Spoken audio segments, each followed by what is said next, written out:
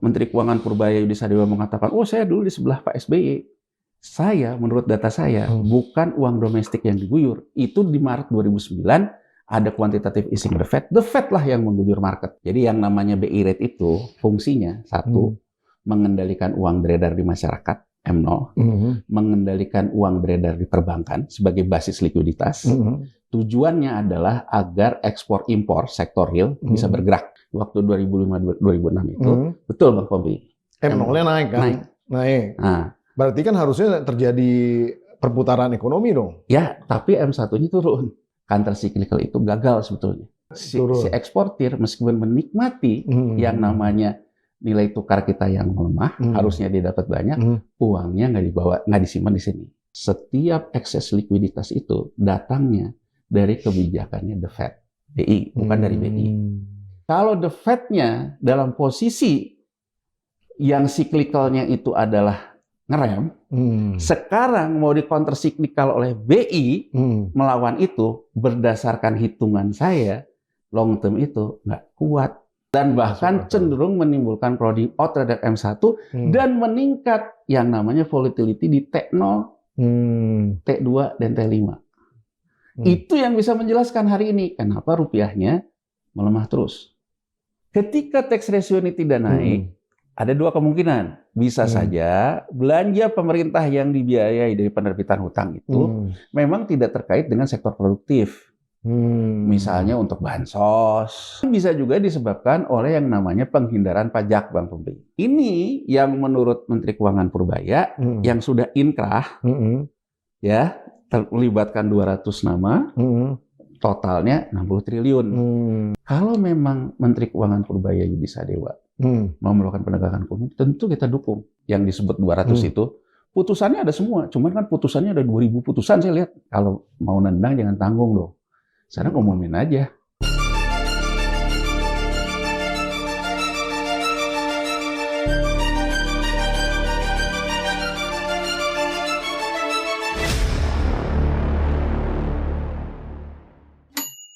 Bismillahirrahmanirrahim. Assalamualaikum warahmatullahi wabarakatuh. Luar biasa Sobat Forum, dimanapun Anda berada, kembali bersama saya Pembeda Hidayatullah di acara kesayangan kita PhD 4K, podcast hanya di sini, kritis, kreatif, konsisten, dan kocak. Paket kebijakan ekonomi pemerintah telah diumumkan oleh Menko Ekonomi Erlangga Hartarto dan juga Menteri Keuangan Purbaya Yudi Sadewa. Namun beberapa hari kemudian terjadi volatilitas rupiah terhadap dolar yang konon kabarnya, bukan konon kabarnya lagi, berdasarkan grafiknya itu mengkhawatirkan sekali. Trennya naik, artinya melemah rupiah terhadap dolar. Nah, jika memang demikian, apakah yang akan terjadi tentu di dalam konteks ekonomi ke depan? Di studio sudah ada pengamat ekonomi yang luar biasa, sahabat saya, Bung Yanuar Rizky. Kita bahas urusan masalah ekonomi. Ya. Nah, kira-kira dolar bisa 17.000 kan nih? Menurut saya sih dia akan ke keseimbangan baru ya. Pasti ke situ lagi. Keseimbangan baru. Artinya kalau keseimbangan baru itu kan sebenarnya bergeser. Susah balik lagi ke belakang ke yang lama gitu kan sebenarnya kan. Jadi keberapa kira-kira? Ya kalau kelihatannya sih mungkin di akhir tahun dia akan ke 17. Nggak akan lebih gitu. Cuman nanti batas bawahnya, kalau kemarin kan batas bawahnya tuh di 16.200. Nah mungkin kalau menurut saya ntar batas bawahnya akan di 16.5. Iya. Gitu loh. Nanti dia akan volatilitas lagi di situ. Dan yang harus dilihat tuh kan sebetulnya artinya rupiah ini sejak tapering off-nya The Fed 2011 selalu pelan tapi pasti ke keseimbangan baru yang ke atas terus. Meskipun jadi sebenarnya walaupun ada kegiatan dari kita untuk melakukan kebijakan ekonomi sebenarnya nggak pengaruh. Apa karena memang selalu referensinya The Fed? Apa gimana? Gini, untuk menjawab itu, Bang Pompi ya, kita jawabnya dari sudut pandang analisis, ya, analisis dari sisi data. Nah, kalau soal ini saya udah pernah melakukan long term research, jadi meriset jangka panjang, ya tentang pola uang beredar. Jadi gini, gampangnya. Ada dua variabel makroekonomi. Satu policy rate. Jadi policy rate itu suku bunga yang ditetapkan oleh bank sentral. Itu dianggap policy rate. Jadi ketika bank sentral itu menetapkan BI rate 7% atau 5%. Itu adalah policy rate, bukan karena respon terhadap data. Nah, policy rate yang baik itu, begitu misalnya saya menetapkan 5%, market akan ikut ke arah yang saya mau di 5%. Ya, jadi kerangkanya itu, Bang Pompi, kerangkanya itu sebetulnya setelah waktu Great Depression, ya, sampai ke pemulihan ekonomi Amerika, itu kan berlangsung yang namanya Keynesian, termasuk yang dikritik oleh Purbaya, ya, 1930. Uangnya seolah-olah berhenti. Nah, itu kan berlaku Keynesian. Nah, setelah Perang Dunia, sebenarnya berlaku apa yang disebut dengan teori likuiditas Friedman. Gitu ya. Nah, Friedman ini kemudian menciptakan kegagalan pasar juga di tahun 78 yang jadi krisis Amerika Latin. Nah, tahun 80 itu mulai dikenal mix antara teori likuiditas dengan teori bunganya Keynes. Jadi gini, teori likuiditas dari Friedman itu ke arah utilisasi aset. Ya kan? Ini Milton Friedman.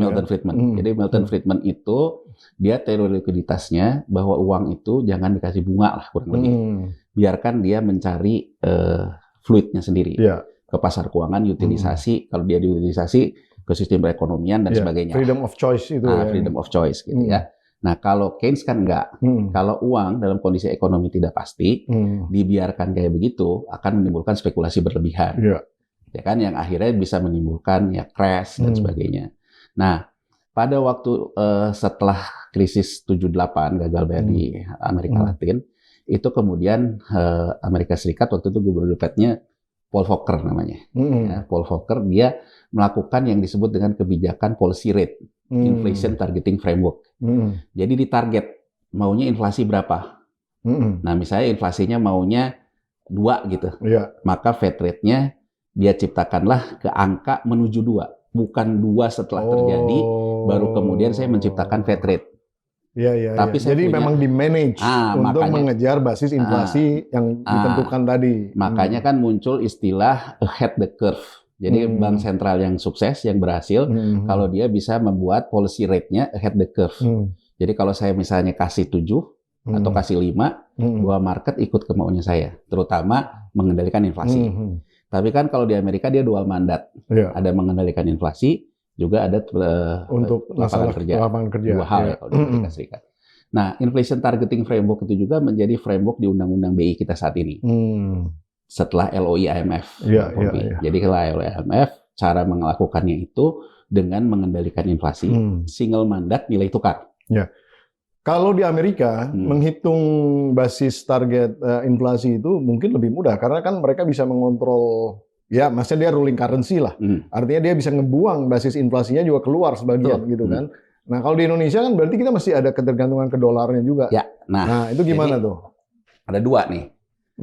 Ada persoalan ekses likuiditas dari luar, ada persoalan uang domestik yang memang digerakkan oleh policy rate-nya BI. Nah sekarang gini Bang Pompi, BI rate yang ditetapkan BI, tujuannya apa? Tujuannya untuk mengendalikan uang beredar di masyarakat. Ini yang M0 yang ditetapkan Purbaya. Dia juga tujuannya adalah untuk mengendalikan uang yang ada di perbankan, M1. Karena M1 ini akan jadi basis kredit, yang kemudian akan jadi ke M0. M1 yang ada likuiditasnya ini, itu juga bisa mengatur yang namanya ekspor-impor. Jadi yang namanya BI rate itu fungsinya, 1, mengendalikan uang beredar di masyarakat, M0, mengendalikan uang beredar di perbankan sebagai basis likuiditas.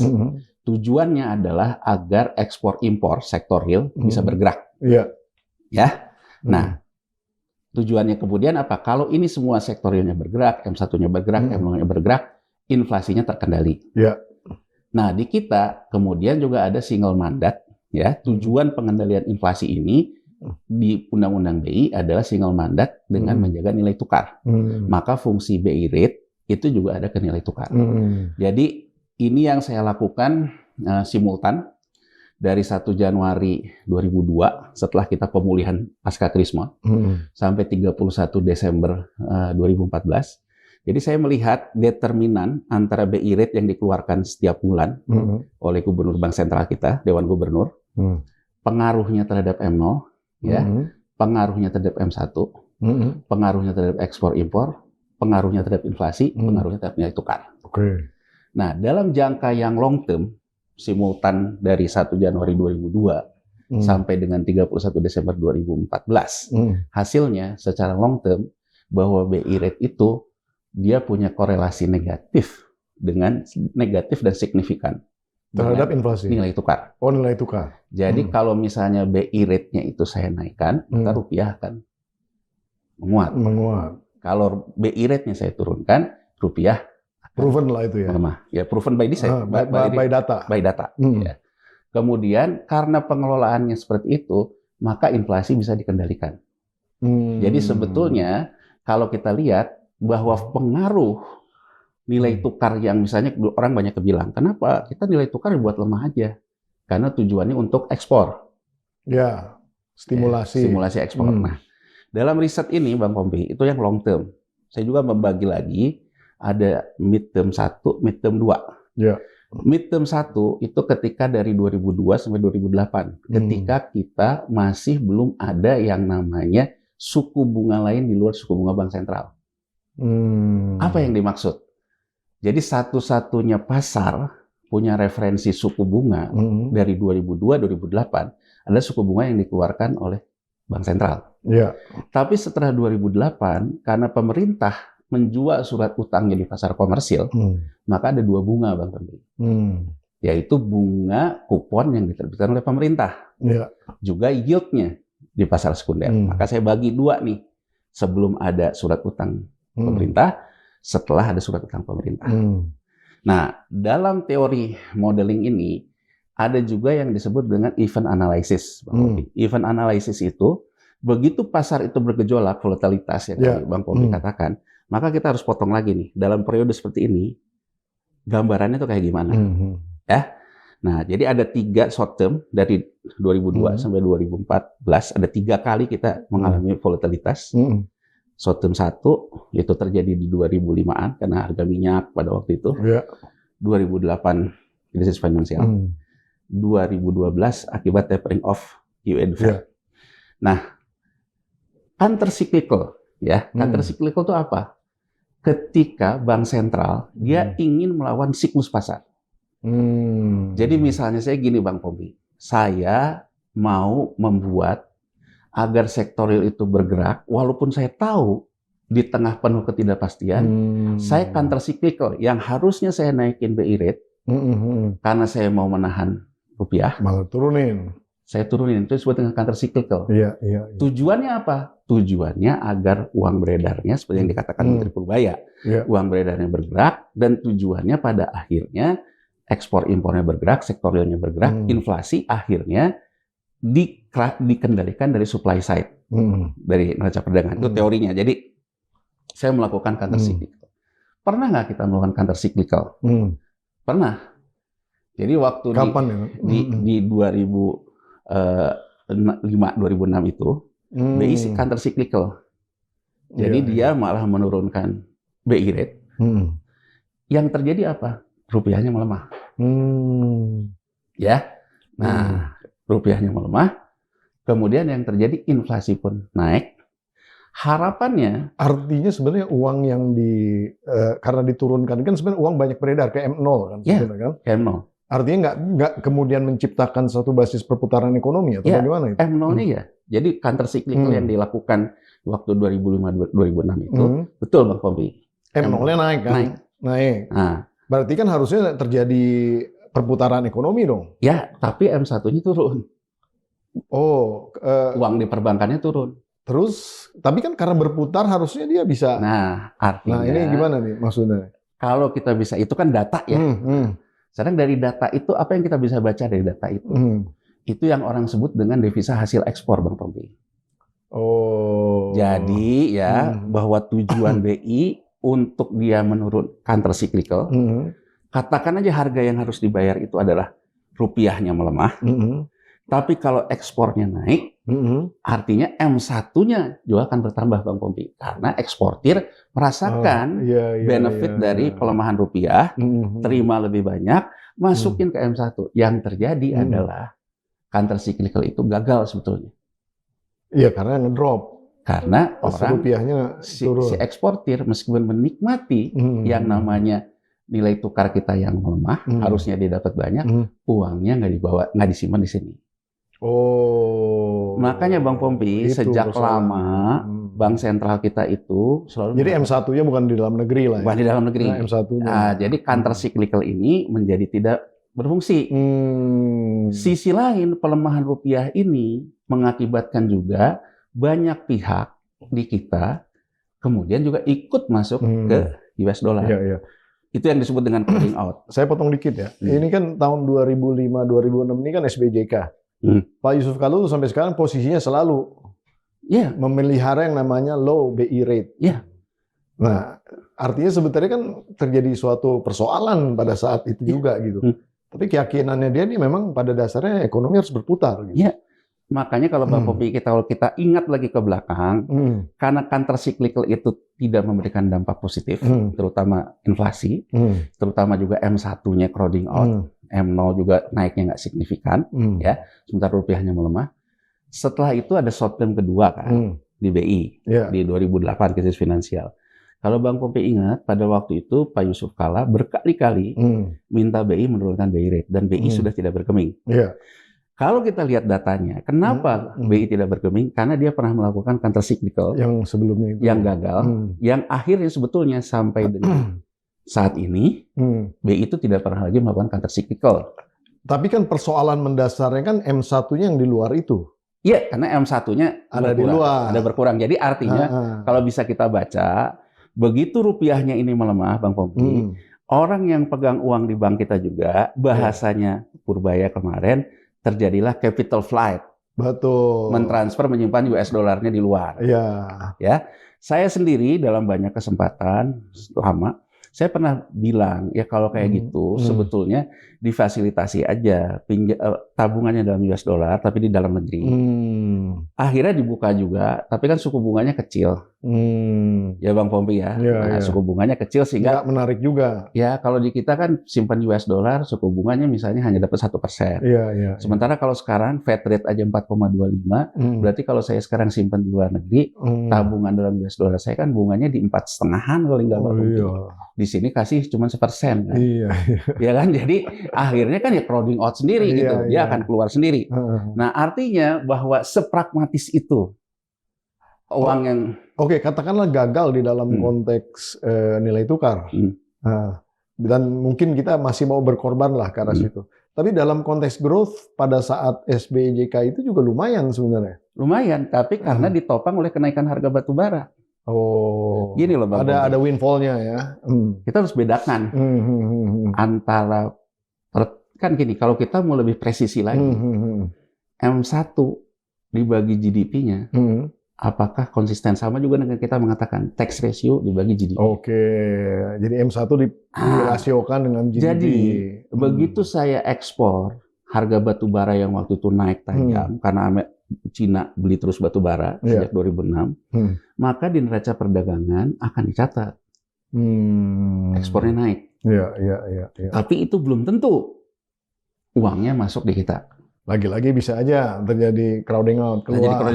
Jadi artinya pertumbuhan ekonominya dicatat baik, ya, yang disebut oleh Menteri Keuangan Purbaya private sector. Saya bisa mengatakan private sector pada zaman SBY-JK itu kenapa naik? Karena booming harga batubara, bonanza batubara. Akibat Cina yang setelah kalah akibat harga energi di 2005, dia kemudian gasifikasi batubara, dia memborong batubara di mana-mana. Termasuk Pak Haji yang sekarang terkenal kan kayaknya di situ. Gitu ya. Jadi artinya bahwa pada waktu itu di neraca perdagangan ekspor kita tuh naik akibat kenaikan harga batubara. Tapi kalau kita lihat faktornya di M1 nggak terlalu besar. Gitu loh Bang Pompi ya. Jadi artinya devisa hasil ekspor itu jadi masalah. Nah, sebentar, mungkin pertanyaan keduanya adalah ketika economic growth naik, berarti kan sebenarnya basis daripada tax juga naik. Dan sekarang memang pemerintah kan targetnya untuk narik tax sebanyak mungkin. Artinya kalau binatang udah gemuk, walaupun dia crowding out di luar, tetap taxable kan sebenarnya kan. Nah, sekarang kira-kira dalam konteks ya istilahnya jugglingnya gimana nih? Yang mau dikorbankan adalah nilai tukar atau kita ngejar income tax dari tax ini dulu? Apa gimana? Ya, kalau saya apa analisis saya nggak relevan sama sekali, saya nggak tahu nih. Ya. Jadi kan ini di era-era saat itu Bang Pompi, kalau kita mundur lagi ke belakang, juga banyak muncul tentang kasus-kasus transfer pricing. Ya. Ya, jadi ekspor, ya kan, tapi dia menggunakan transfer pricing sehingga akhirnya ada yang namanya pajak yang bisa mengurangi pajak. Oh, disiasati lah ya. Disiasati. Jadi beberapa waktu itu kalau kita mundur lagi ke belakang, itu ada beberapa yang perusahaan-perusahaan batubara besar itu, ya kan, kemudian berperkaralah dengan Ditjen Pajak. Kalau saya tangkap dari statementnya Menteri Keuangan Purbaya kemarin, dia mengatakan bahwa yang sudah inkrah ada 200 orang yang nilainya 60 triliun. Iya. Ya Bang Bobi. Jadi nggak usah nambah-nambah lagi, dari situ aja kejar gitu. Kan gini loh, ketika kita pajak, kurang bayar, lebih bayar, dan sebagainya. Misalnya, ya, wajib pajaknya, dia minta restitusi. Kan ke peradilan pajak. Bisa juga akibat pemeriksaan pajak. Ya kan, akibat pemeriksaan pajak, wah Anda kurang bayar pajak. Ke peradilan kan. Nah, kalau berdasarkan keterangan Menteri Keuangan Purbaya Yudisadewa kemarin, bahwa yang sudah inkrah nilainya 60 triliun dia bilang. Dan dia akan melakukan penegakan hukum terhadap yang inkrah itu. Jadi ke pertanyaan Bang Pompi tadi, ketika kita melihat figurnya bahwa GDP kita tax ratio-nya stagnan di 11 sampai 12. Alasan OECD ya, negara-negara maju, kelompok negara maju tidak menerima Indonesia untuk menjadi anggota OECD. Betul dia bilang bahwa rasio hutang pemerintah dan sektor publik di Indonesia itu dibandingkan dengan GDP-nya itu rendah dibandingkan negara lain. Tapi menurut OECD, Indonesia stagnan di tax ratio-nya. Gitu loh. Dan jadi ini kan sebenarnya mau digedein. Ya, jadi artinya kredit default swap kita juga kan tinggi akibat tax ratio ini. Jadi kan gini Bang Pompi, misal ya, misal Jepang, ya, rasio hutang terhadap GDP-nya 160%. Tapi tax ratio terhadap GDP-nya juga tinggi. Jadi kurang lebih gampangnya dia berhutang, tapi dia bisa bayar dari income yang masuk. Kalau ini kan seolah-olah hutang kita rasionya rendah, yang nariknya nggak ada. Tapi juga tidak bisa menghasilkan pajak baru. Iya. Gitu ya Bang Pompi ya. Nah, jadi tidak produktif lah hutangnya. Ya. Nah, ketika tax ratio ini tidak naik, ada dua kemungkinan. Bisa saja belanja pemerintah yang dibiayai dari penerbitan hutang itu memang tidak terkait dengan sektor produktif. Misalnya untuk bansos, ya, untuk belanja rutin dan sebagainya lah, kualitas belanja lah. Masalah MBG itu? Ya MBG dan sebagainya ya. Termasuk juga. Termasuk zaman Jokowi kan infrastruktur dengan segala macam, infrastrukturnya macet gitu ya. Nah itu bisa disebabkan oleh itu. Tapi bisa juga disebabkan oleh yang namanya penghindaran pajak, Bang Pompi. Sektor private yang dikatakan menopang, ya, pertumbuhan, tapi dia tidak cukup uangnya masuk, dia melakukan penghindaran pajak. Nah, tax evasion itu. Melakukan penghindaran pajak dengan tax planning dan sebagainya, ya tax transfer pricing segala macam. Nah, ini yang menurut Menteri Keuangan Purbaya yang sudah inkrah, ya, terlibatkan 200 nama. Totalnya 60 triliun. Berarti ini kan inkrahnya dari yang masa lalu tadi. Bahwa orang masih dianggap kurang bayar. Kalau kita sekarang buka di situsnya Mahkamah Peradilan Perpajakan, ya, itu jumlah kasus yang ditangani banyak. Jadi kalau kita sekarang mau iseng gitu ya, sebenarnya siapa sih yang disebut 200 itu? Putusannya ada semua, cuman kan putusannya ada 2.000 putusan saya lihat. Tapi kira-kira totalnya 60 triliun itu benar? Ya makanya belum sempat dilihat. Lewat forum ini, kalau mau nendang jangan tanggung dong. Sekarang ngumumin aja. Oh iya ya. Oh iya dong. Sebutinnya nama-namanya. Kan gini Bang Pompi, kalau dikatakan. Tapi tunggu dulu, duitnya ada nggak, Dabi? Ya kan kita nggak tahu sekarang 60 ini siapa. Iya itu dia. Nah, bisa-bisa emang orangnya udah bangkrut, orangnya mungkin udah iya kan itu ya. buron juga bisa juga kan dan lain-lain. Saya gitu. sendiri begitu Menteri Keuangan mengatakan itu, saya langsung coba masuk ke situsnya. Cuma kan putusannya banyak banget Bang Bobi. Jadi 2.000 itu diumumin. 3.000 kan. Oh 3.000. Satu putusan PDF. Iya. Kan kita nyariin satu-satu. Yang inkrah tuh yang mana? Harus pakai AI itu. Harus pakai AI ya. Kalau kita iseng nanti kita bisa kerjain lah. Kita download aja dulu. Nanti saya yang bantuin. Cuman kan maksud saya daripada omongan ini cenderung kan gini loh, sama aja dengan kita yang ngomongin beras serakah nomics gitu ya. Tapi siapa yang serakah nggak jelas kan? Ya. Nah, seolah-olah mau dilakukan penindakan. Kalau saya sekarang, yang terkait ini, kalau memang Menteri Keuangan Purbaya Yudi Sadewa mau melakukan penegakan hukum, tentu kita dukung. Betul. Tapi kita akan mengatakan bahwa dia benar kalau dilaksanakan, Bang Pompi. Dan harus transparan. Jangan deal-deal di belakang lagi. Jadi maksud saya, gitu. Ya saya sekedar, karena Menteri Keuangan ini kan baru ya, saya coba usul deh lewat BHD 4K gitu ya.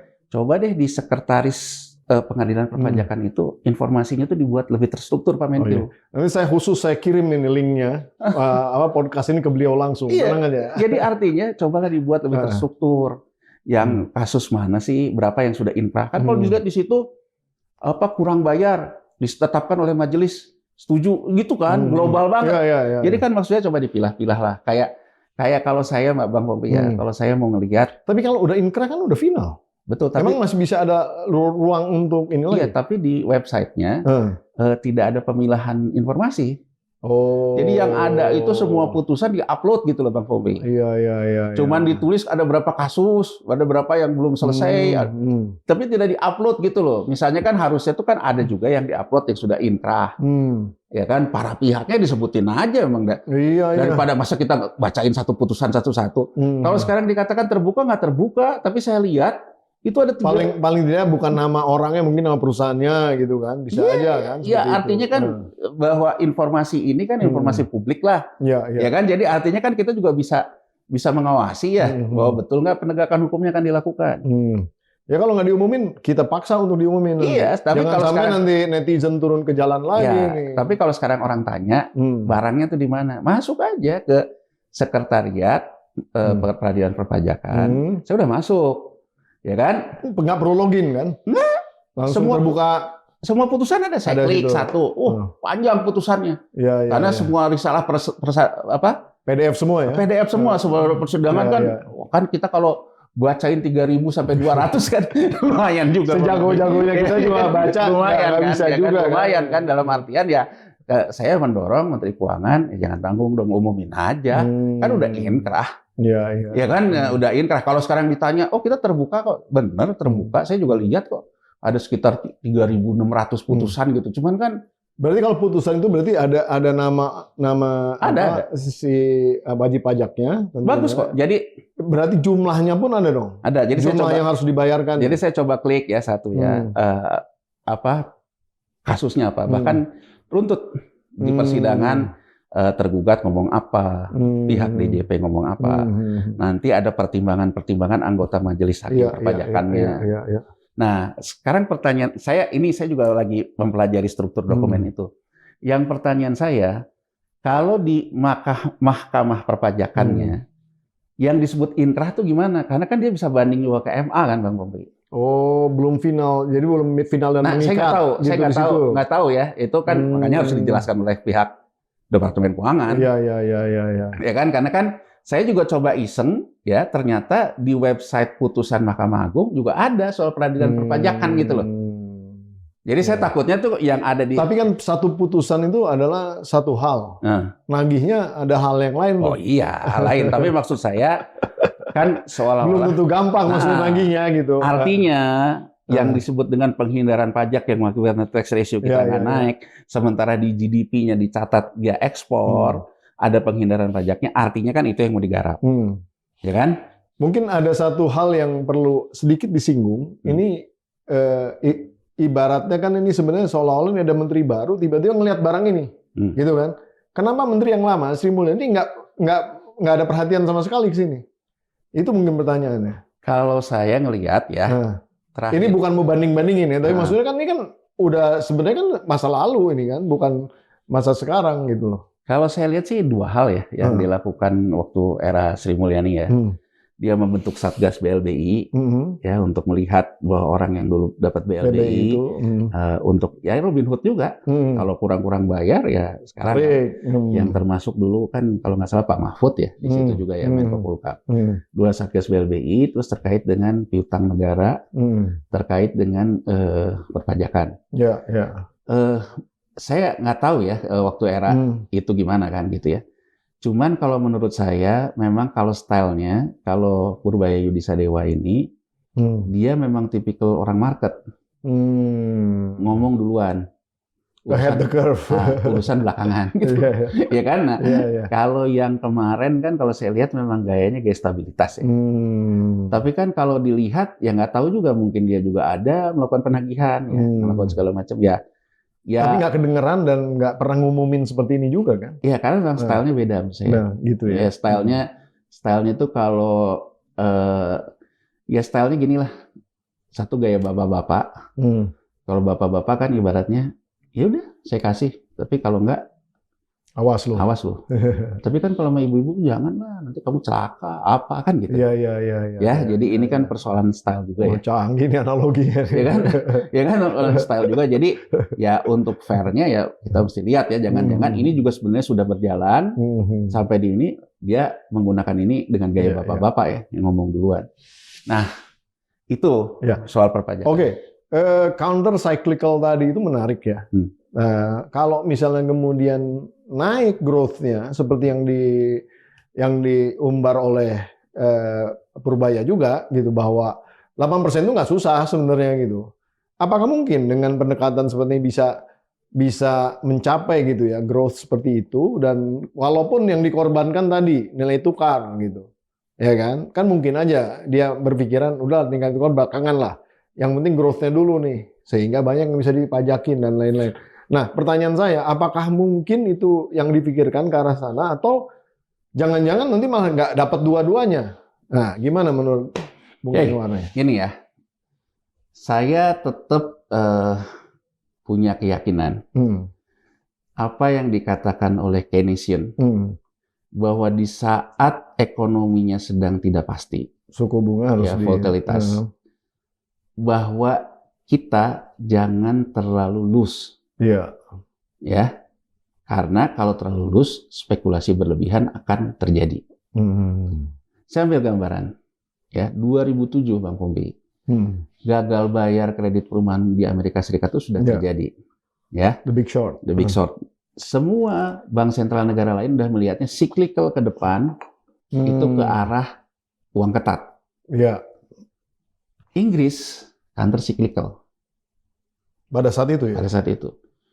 Inggris jatuh duluan, BlackRock Bank itu. Banknya jatuh.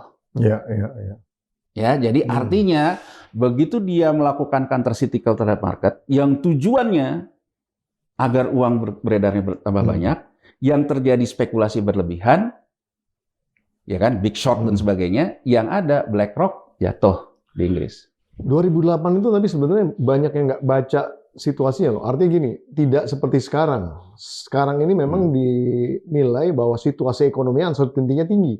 2008 enggak loh, 2007 2008 enggak malah. Makanya saya ingin katakan. Tapi kenapa sih Inggris malah counter cyclical? Jadi saya ingin katakan, dengan yang tidak terlalu kompleks seperti saat ini saja, yang counter cyclical, Inggris gagal.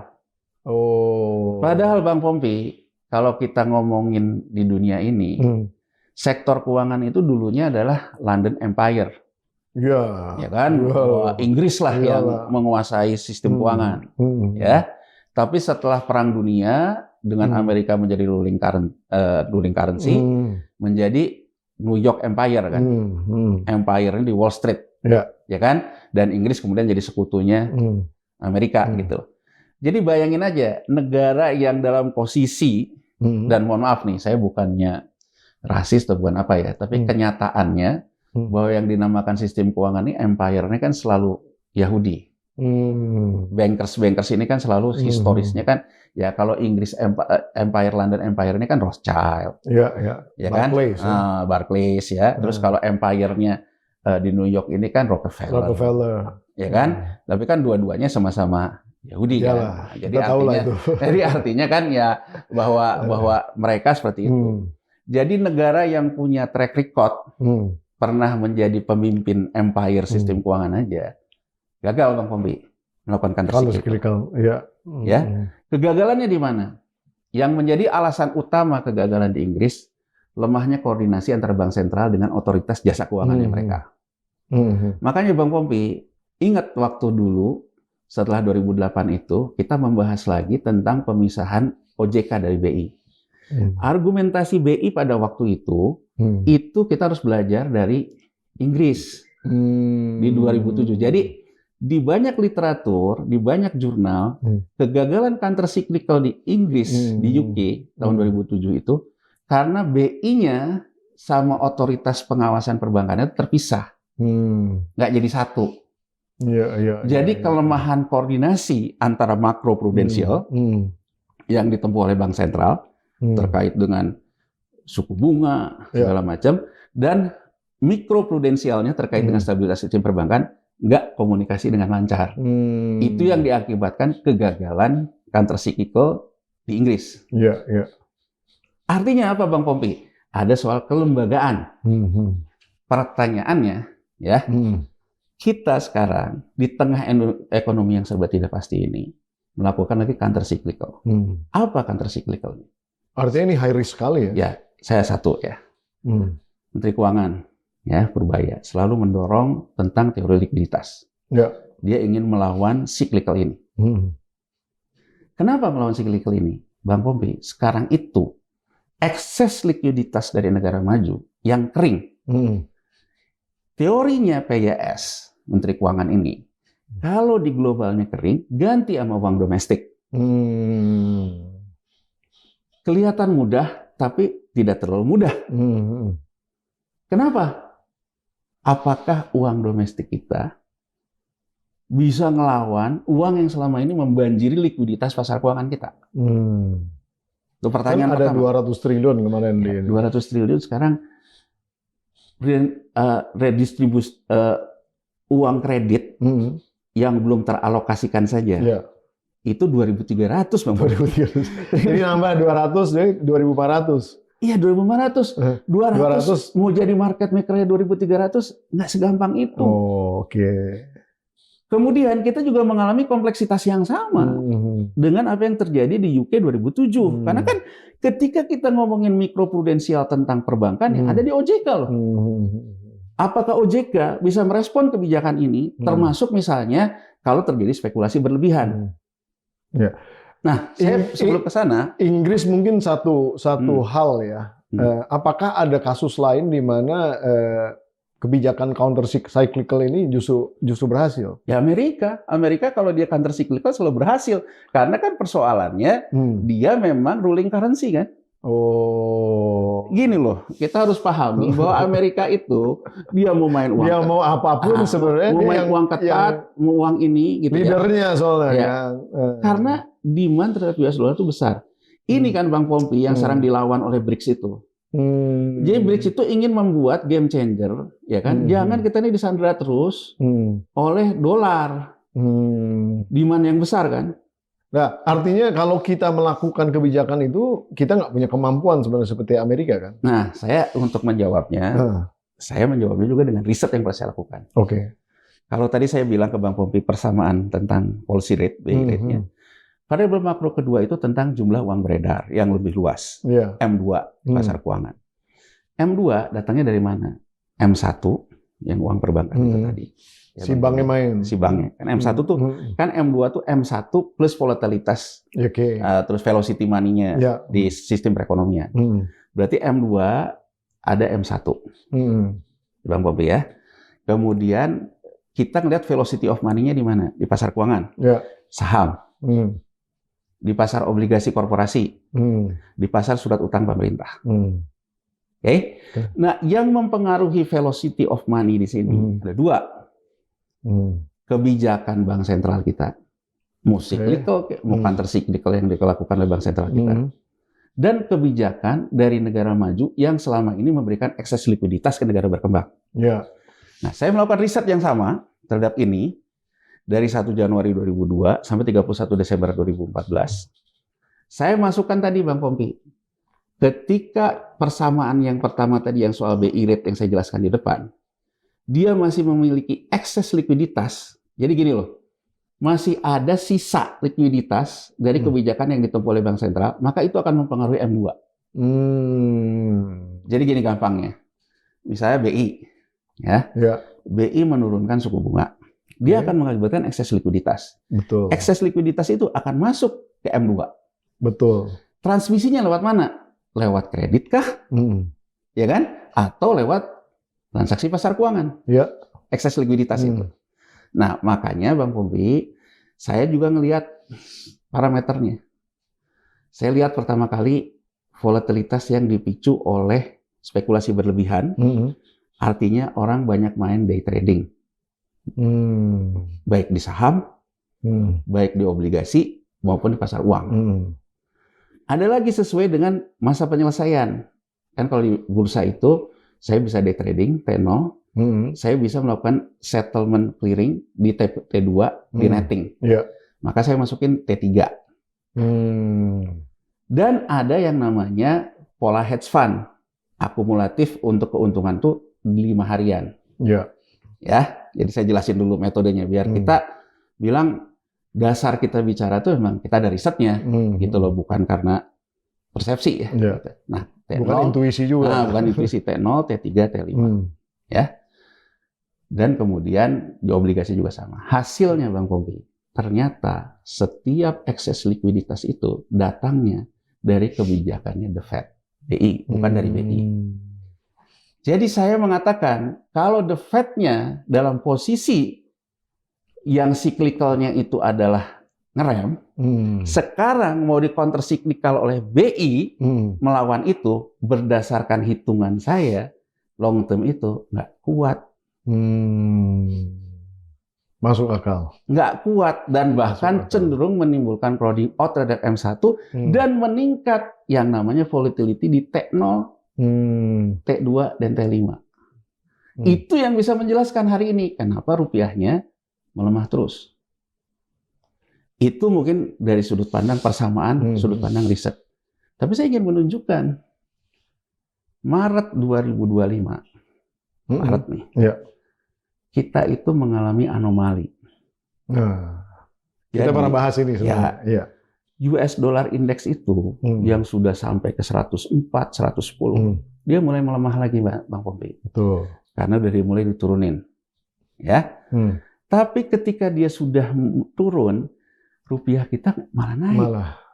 Sementara euro terhadap US dollar udah balik lagi ke 0,8,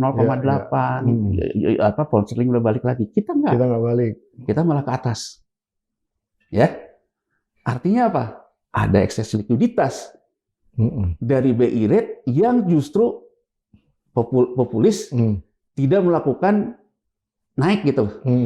Ekses ini kemana? Masuknya volatility-nya naik, Bang Pompi.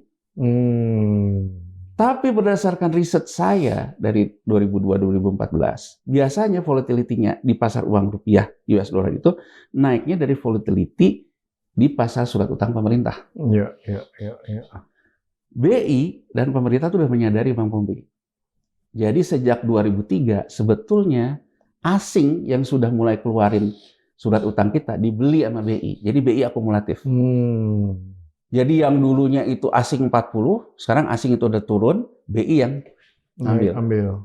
Jadi saya ingin mengatakan bahwa peran volatility pasar uang yang menggunakan surat utang negara yang tadinya dipakai oleh asing sudah diambil oleh BI.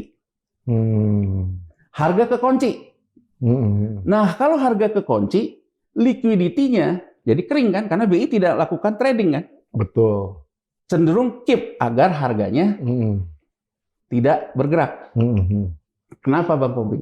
Karena kalau digerakkan, harganya turun. Ini pernah terjadi di 2016. Surat utang negara kita Sun, SBN itu sempat ke harga 92. Waktu itu OJK melakukan stress test. OJK bilang sampai 92 pun KAR perbankan masih aman. Hitungan saya sih Bang Popi berdasarkan model yang saya buat, KAR perbankan akan mengalami masalah ketika di 87 harganya. BI sekarang tahan terus di 97-98 loh Bang Popi. Terlepas dengan bahasa dicekek itu loh Bang Popi. Ya. Nah, sekarang apa yang terjadi? BI populis kan? Turunin BI rate-nya. Tapi Bang Pompi, yang namanya kupon surat utang negara kita, itu rata-rata 6,5%, paling kecil 5, yang 10 ada. Bayarnya pakai apa itu? Ya bayarnya ya dibayar lah. Tapi saya ingin menggambarkan gini loh. Enggak, bukan karena mencetak uang atau gimana? Enggak. Ya pemerintah bayar. Ya termasuk BI ya. Nah, tapi saya ingin menggambarkan gini loh. Artinya apa? Ada 2 suku bunga di kita. Suku bunga policy rate, BI rate, dan suku bunga surat utang pemerintah. Amerika Serikat ketika dia menguncurkan likuiditas di 2008, yang itu juga masuk ke kita. Jadi mohon maaf nih, kalau Menteri Keuangan Purbaya Yudi Sadewa mengatakan, oh saya dulu di sebelah Pak SBY. Saya, menurut data saya, bukan uang domestik yang diguyur. Itu di Maret 2009, ada quantitative easing the Fed lah yang mengguyur market. Jadi uang likuiditas itu banjirnya dari eksternal. Ya itu riset model saya. Ya kalau sekarang riset kan dicoba sama riset Bang Popi. Jadi kan? Statementnya PYS ini nggak sesuai? Menurut riset saya nggak begitu. Menurut riset saya likuiditasnya banjir karena the Fed pada waktu itu melakukan countercyclical lagi. Dia guyur lagi market. Tapi Bang Popi, apa yang dilakukan oleh the Fed pada waktu itu? Suku bunga yang dikeluarkan oleh surat utang pemerintah itu rendah. Inflasinya juga disetting rendah. Jadi antara Fed rate dan kupon surat utang pemerintah Amerika Serikat itu nggak ada bedanya Bang Pompi. Maka dia akan jadi effective rate. Kita Bang Pompi, begitu masuk di 2008 ke pasar utang surat komersil, ada yang 10, ada yang 12 loh bunganya. BI rate-nya di 6. Berarti yang jadi bunga yang mana coba? Yang 10. Jadi saya ingin mengatakan Bang Pompi, game changer-nya kalau kita ingin main pakai teori likuiditas itu, berarti pemerintah harus menurunkan kupon surat utang pemerintahnya. Maka efektivitas yang namanya suku bunga dasar kredit akan turun. Ya? Nah sekarang yang terjadi, kuponnya aja rata-rata di 6,5, yield-nya sampai ke 7%-an, BI populis, turunin terus BI rate-nya. Bunga ini gede. Orang crowding out nggak? Crowding out, lari ke, kalau sekarang yang dikatakan, Pak Hotman, itu tujuan saya, kata Pak Menteri Keuangan kan begitu. Yang Hotman protes. Menurut saya Pak Hotman juga kayaknya pin-pingo juga. Kayaknya kesannya kayak cuma tahu main deposito aja. Saya yakin nggak begitulah, kan berlian juga banyak ya. Jadi kalau menurut saya yang terjadi, kan kalau depositonya turun, ya saya pindahin deposito saya beliin aja surat utang pemerintah. Kuponnya aja udah 6%. Ini yang bisa menjelaskan crowding out Bang Pompi. Di M1-nya keluar. Berarti masuk ke M2. Masuk ke M2, M2-nya masuk ke dipindahkan dari tadinya pegang deposito, pindahin jadi pegang surat utang pemerintah. Ya. Nah, karena ini juga transaksinya juga dia hedging juga dengan rupiahnya, terdampaklah rupiahnya melemah. Ini mungkin teknikalnya. Ya. Sekarang kita main yang bahasa mudah, persepsi. Di Maret itu, semua mengeluarkan outlook rating, posisi Indonesia tidak long dalam portofolio. Main short semua jadi. Main short. Kenapa? Menurut MSCI, menurut JP Morgan dan sebagainya, Indonesia akan mengalami tekanan fiskal. Terkait harus bayar hutang jatuh tempo, terkait juga dengan belanjanya yang besar. Sehingga akhirnya posisinya tuh short, tidak long. Rupiah kita melemah. Ya Bang Mopi ya. Nah, sekarang kemarin BI nurunin lagi. Ya. Orang crowding out yang saya bilang tadi. ya, taruh ke SBN. Kalau antara BI rate ya turun, kemudian surat utang kita juga ada di situ, benar apa yang dikatakan oleh Pak Purbaya bahwa kita siap untuk melakukan counter cyclical karena tidak ada pilihan lain. Ya, tapi kalau ada pilihan lain, market punya alokasinya, ya market akan mengalokasikannya. Belum Bang Pompi, kompleksitas saat ini berbeda betul dengan 2008 karena ditambah oleh geopolitik. Ada harga emas yang dulu di 2008 tidak dominan. Sekarang itu bayangin aja, di tengah kayak gini emasnya naik terus. Udah rekor baru terus, nggak pernah berhenti. Jadi artinya kalau sekarang saya orang yang punya uang, melihat kondisi kayak gini, saya akan pindahkan. Entah saya pindahkan ke surat utang pemerintah, entah saya pindahkan ke emas. Jadi saya ingin mengatakan counter cyclical ini secara pola long term-nya kita bukan market maker-nya Bang Pompi. Market maker-nya itu adalah ekses likuiditas di luar. Ini kalau diteruskan, dipaksakan, kira-kira apa yang akan terjadi? Ya, banyak ekonom yang sudah memberikan warning ya, bahwa kita akan mengalami krisis fiskal gitu ya. Jadi antara pemerintahnya nanti terbebani oleh, kan gini Bang Pompi, kita lihat nih, defisitnya kemarin di APBN 2026 melebar kan, jadi ke 2,68, ya. Hutangnya juga naik 863, tapi itu penambahan hutang neto Bang Pompi, ya. Kan ada hutang jatuh tempo juga yang 800-an. Betul. Jadi kan kalau kita lihat terkait dengan hutang saja ada 800 jatuh tempo. Kemudian ada bunga 550, 1.400. Penambahan hutang netonya 800. Nah sebetulnya kan terkait dengan pasar hutang saja, yang terkait dengan jatuh tempo dan plus bunganya saja, kita itu kan harus mengeluarkan uang sekitar 1.400. Ditambah lagi kita mau nambah lagi neto 800. Tapi kan itu bayarnya belakangan. Ya, tapi kan artinya bahwa postur hutang kita akan seperti itu. Nah, menurut Menteri Keuangan, Pak Purbaya, tenang aja, saya nggak akan nambah hutang kok. Saya nggak akan nambah hutang banyak. Oke, tapi neto 800 sudah ada di APBN. Udah narik dulu dengan kemarin kan? Ya. Apa yang ingin dia katakan? Dia akan menjalankan instrumen-instrumen yang dia bisa.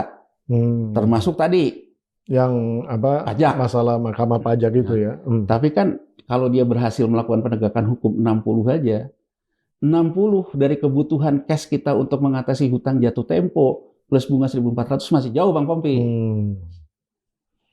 Angka nolnya beda. Angka nolnya beda. Nah, jadi maksud saya kalau ingin game changer, berarti entah itu negara maju kembali lagi melonggarkan ekses likuiditasnya, atau kita bisa membuat uang di luar sistem yang bisa digerakkan oleh domestik masuk ke sistem. Robinhood. Ya. Nah, kalau bicara kayak gini, menurut saya pajak 60, penegakan hukum yang lain-lain berapa? Hitung. Nah, kalau ini Bang Pompi, mungkin menurut saya counter cyclical yang terukur ya. Ya, karena counter cyclical betul bahwa kita bukan market maker-nya, betul bahwa kita tidak bisa menggantikan peran asing, tapi kita punya celengan semar yang selama ini nggak ada di sistem, bisa kita masukkan ke sistem. Salah satunya inkrah 60 triliun. Terus berapa lagi? 60 dari 1.400 masih jauh. Mau Robinhood. Ya, artinya kalau Robinhood berarti kan pengusaha-pengusaha besar akan makin dimintain nih. Nah, kalau dimintain kan penegakan hukum. Ini juga kan tentu ada resikonya Bang Pompi. Ya kan? Kalau resikonya tidak tebang pilih, resikonya oleh penegakan hukum yang terukur, aparat penegak hukumnya juga nggak meres-meres gitu loh. Nggak ada intervensi. Nggak ada main belakang lah Bang Pompi. Ya kan? Ibaratnya, ini 60 ya. Ya kan? Ya udahlah selesaiin segini. Nggak ada main belakang, benar-benar transparan. Bayar, dipimpin oleh Presiden Prabowo.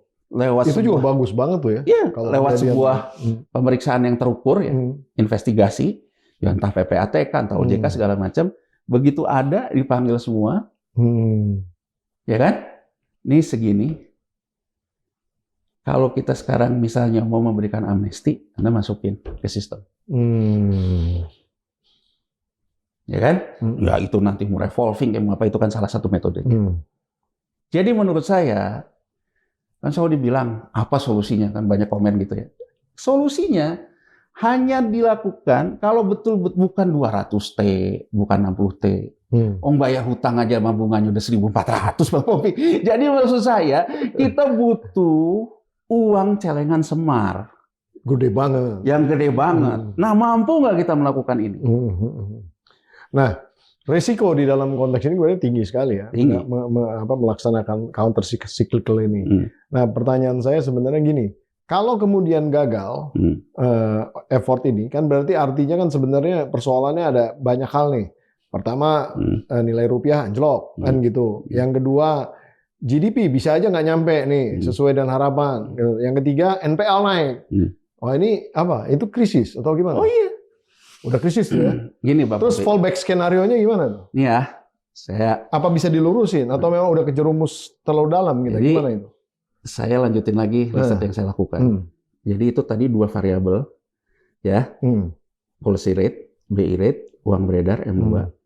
Saya masukin semua data itu ke dalam perhitungan KAR perbankan. Ditambah rasio-rasio di perbankan, misalnya LDR terkait dengan penyaluran kredit, ya, kemudian terkait dengan pinjaman perbankan ke bank lainnya, terkait dengan fungsi treasury-nya, dengan segala macam rasio lah. Jadi kalau misalnya ada yang penasaran, nanti di blog saya ada hasil riset saya itu, buklet disertasi saya, bisa dilihat di situ. Nah hasilnya ternyata Bang Pompi, begitu di perbankan itu, begitu terjadi gejolak volatility, terjadi ketimpangan likuiditas. Ada bank yang berlebihan likuiditas, ada bank yang kekurangan likuiditas. Jadi ada bank yang kalah, ada yang menang. Ya, kenapa Bank Senturi gagal?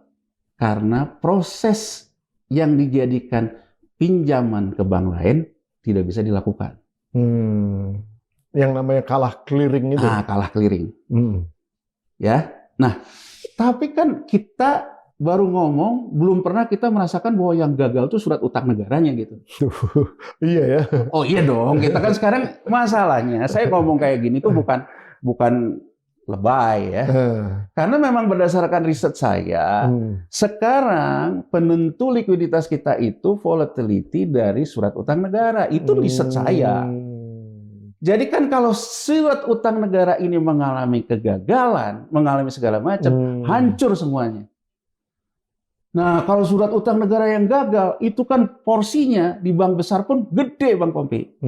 Beda sama cerita Senturi yang cuma sekedar... Karena kan yang gagalnya bukan surat utang negara. Itu cuma 6,7 triliun. Iya. Jadi maksud saya, kalau sekarang rupiahnya terus melemah, pemerintah bisa menangani tidak gagal bayar. Menurut saya itu gini, poin utamanya apa? Jangan gagal bayar deh, jangan kayak Meksiko tahun 78, Argentina tahun 78. Pertama gagal bayar nggak bisa bayar bunga. Kemarin Menteri Keuangan Purbaya mengatakan, saya nggak suka tuh sama asing. Ya kan? Main rating kan gitu kan? Ya kan? Faktanya yang fair aja. Faktanya kita nggak pernah default. Betul. Tapi yang namanya analisa, outlook, orang kan selalu melihat ke depan. Lu ada kemungkinan kemungkinan default. Betul, kita nggak pernah default tuh betul. Tapi maksud saya... Kapitalisme itu kejam. Kapitalisme itu kejam. Jadi saya hanya ingin menyampaikan agar kita tidak terjadi crash. Ya, yang akibatnya nanti besar. Maka... fokus utama pemerintah, menurut saya, ya, jangan gagal bayar di 2025, 2026, 2027. Kalau 3 tahun ini kita lewati dengan baik, Bang Pompi, menurut saya, baru deh kita bisa ngomongin tentang pertumbuhan, yang kualitas segala macam. Jadi dalam 3 tahun ini, menurut saya, kita perlu mencegah itu. Tapi kalau kita seolah-olah selalu kepedean, dan gini loh, saya ingin menggambarkan gini, di mana kepedean itu muncul, ya? Ini kepedean dari perorangan atau? Ya, dari yang ngambil kebijakan. Yang ngambil kebijakan. Sebenarnya gini Bang Pompi, ini ada kemungkinan ekses likuiditas di asing ini masuk lagi. Kenapa? Karena Trump, ya, dia nerbitin surat utang baru lagi. Itulah ributnya sama Elon Musk. Jadi kalau dulu Trump itu tidak menerbitkan lagi surat utang, ya, mengatasi surat utang lama, maka kalau Amerika Serikat tidak menerbitkan surat utang lagi, yang namanya cetak uang, liquidity antara bank sentral dengan pemerintahnya tidak akan terjadi lagi, nggak akan ada uang ngalir ke debt market global. Dengan Trump sekarang menciptakan lagi hutang, ya, dan kemudian the Fed-nya juga dipaksa oleh Trump untuk turunin bunga lagi, maka ada kemungkinan Bang Pompi, begitu ini dieksekusi, akan kejadian lagi kayak 2009 di Maret 2009. Uang ini ngalir lagi. Nah, dengan uang ini ngalir lagi, counter cyclical yang diambil sekarang ini akan ketemu dewa penolongnya, Bang Pompi. Tapi kan maksud saya bukan karena effort kita. Iya, karena memang kan ada yang. Makanya dulu saya menyanggah sekali waktu Century, saya menyanggah pendapatnya bahwa ini akibat keberhasilan kita menangani saya sanggah karena itu berdasarkan the Fed mengeluarkan kebijakan yang itu. Nah, kalau ini terjadi, keluar dewa penolongnya, mungkin semua akan selesai.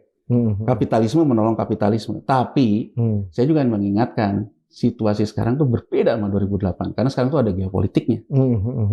Terutama lagi memanas, terutama ada gerakan rakyat bawah ngelawan pemerintahnya dan lain-lain. Berbeda. Jadi ini vertikal, horizontal, udah acak adut lah ya. Dan bahkan kenapa US dollar index itu juga melemah walaupun rupiah kita lemah dari US dollar. US dollar sekarang dari mata uang negara lain lagi lemah, Bang Pompi. Karena pasar kecewa. The Fed hanya nurunin 0,25. Jadi sinyal yang diharapkan pasar bahwa The Fed akan menopang penerbitan surat utangnya Trump, ini belum tampak, Bang Pompi. Belum tampak. Jadi artinya saya sih ingin mengatakan kita tuh realistis aja deh, rasional aja. Ya kan? Nah, rasional itu sekali apa? Nah, saya mungkin ingin mengatakan apa yang dikatakan oleh Prof. Sumitro ya. Ya kan? Gimana itu? Prof. Sumitro kan mengatakan, Bang Pompi, bahwa yang penting itu ICOR. Jadi ICOR itu berapa nilai belanja modal, investasi dihasilkan, itu akan menghasilkan investasi yang lebih tinggi. Jadi kalau ICOR-nya rendah, berarti namanya stimulus fiskal, belanja fiskal, itu berhasil. Tapi kalau ICOR-nya tinggi, gagal. Menurut Prof. Sumitro, sepanjang yang saya baca dan sepanjang yang saya tahu, kalau kelembagaan ekonominya acak adut, maka akan terjadi bocor. Siapa yang ngomong itu ya seringnya dulu ya? Ya, tapi saya ingin mengatakan gini loh Bang Pompi, ada dua sinyal yang menurut saya harus dipahami secara dingin oleh Presiden Prabowo. Ya, pertama MBG. Ya, MBG sekarang banyak kasus. Ya, entah itu keracunan, ya segala macam. Ini menunjukkan bahwa kelembagaan ekonominya nggak siap. Ya, lemah. Dan berdasarkan yang saya tahu dari Prof. Sumitro, kalau kelembagaan ekonomi buruk, jangan ditambah belanjanya. Karena yang ada justru akan membuat bocor. Artinya, mundur dulu selangkah. Beresin dulu tata kelola kelembagaannya, baru kita masukin belanjanya. Ya, kalau ini dipaksakan, menurut saya di tengah tekanan fiskal akan menambah isu baru tentang pengelolaan fiskal. Kedua, Bang Pompi, soal beras. Ini hampir mirip. Ya, Presiden Prabowo mengatakan serakanomics pemain ini, tapi ujungnya sekarang berasnya nggak ada. Mahal. Artinya gabah yang diterapkan dengan ekonomi komando, dengan ada polisi, tentara, gitu ya. MBG juga kan orang bilang isinya komando semua. Kan. Ternyata berasnya nggak ada, gabahnya ada, beras nggak ada. Kan? Ini juga menunjukkan kelembagaan. Jadi saya hanya ingin menyampaikan, termasuk ke Pak Menkyu, kelembagaannya nggak siap nih. Kalau kelembagaannya nggak siap, apa benar nih? Kita paksain belanja fiskal yang dibiayai oleh tekanan fiskal yang sedang terjadi dan populis countercyclical. Ya, kalau globalnya kemudian juga seperti harapan kita kayak 2009 balik arah lagi. Kalau enggak, menurut saya, ya ini akan menimbulkan dampak yang besar dan jauh lebih besar dari krisis perbankan.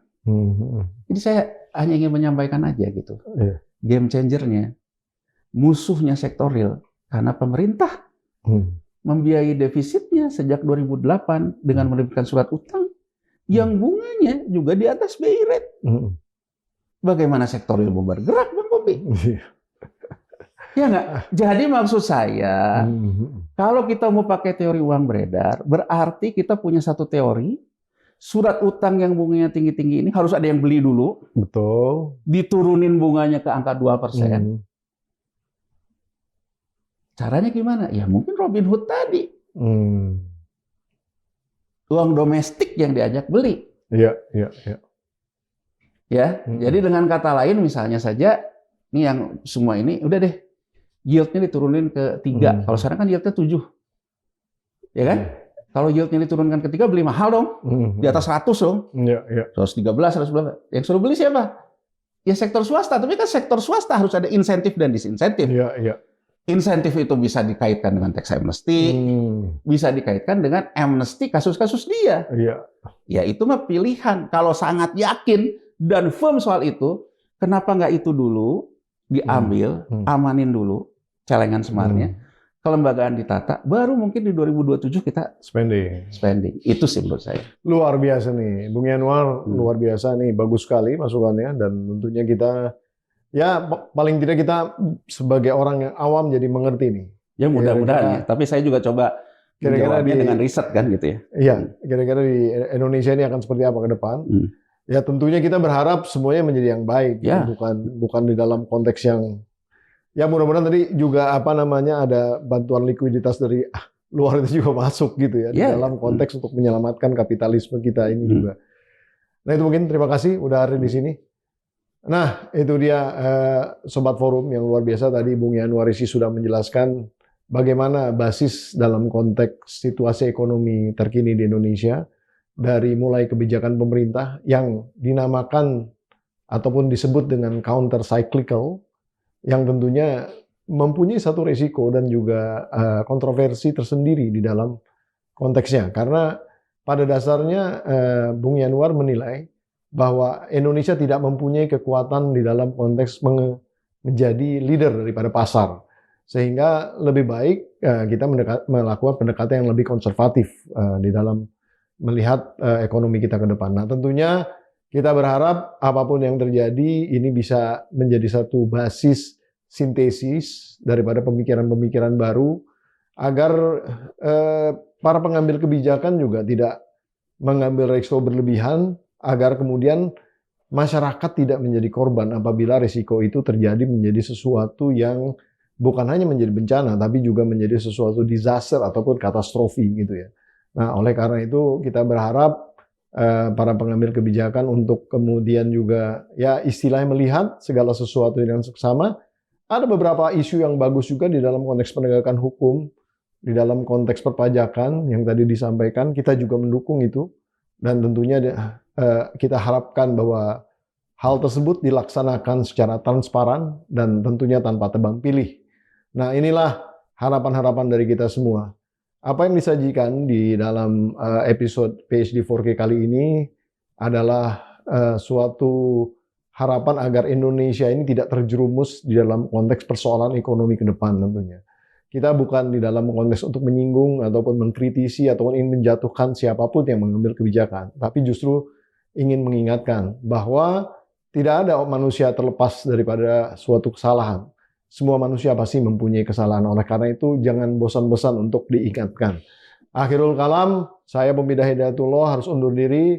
Wabillahi taufiq wal hidayah. Wassalamualaikum warahmatullahi wabarakatuh. Luar biasa. Waalaikumsalam. Ya, Bro.